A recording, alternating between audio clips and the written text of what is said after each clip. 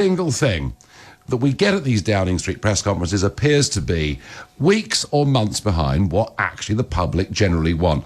On quarantining, you know, Boris Johnson told us 8 days ago we would introduce quarantining for those flying into the United Kingdom. Many thought 3 months too late, but hey, at least it's going to happen. Then we were told there'd be an exemption for people coming from France. And I thought, well, I get that because the lorries are going back and forth. And after all, cabinet ministers like to go to the Dordogne for their holidays. And then we hear today from Oliver Dowden that maybe that exemption for French and British people going back and forth through the tunnel, over the channel, would not be in place. And then Grant Shapps, Ben, tells us that maybe would exempt countries with a low R rate. I mean, is this quarantining ever going to happen?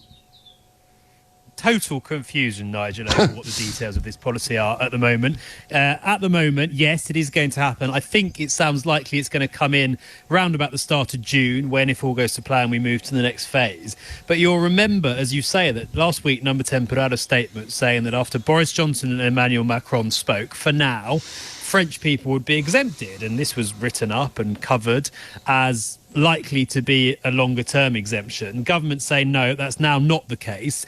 The exemptions will be based only on people's jobs, really, so that lorry drivers, for example, won't need to self-isolate for 2 weeks, and the same for scientists travelling in relation to work on coronavirus, potentially doctors too, but there won't be an exemption for France or likely other countries. Now, what's slightly odd about this is that, as you say, firstly, there were calls for this right from the start. There have been flights landing, say, from northern Italy, right, when it was at the height of its epidemic and we had comparatively few cases.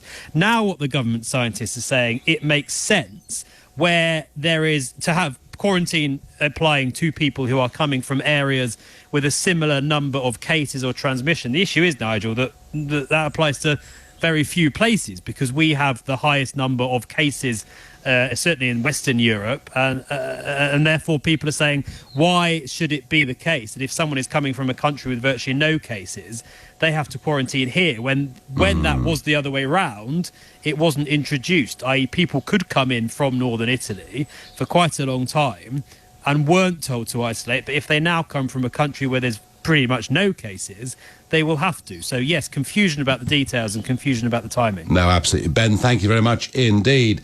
And this loss of taste and smell, it really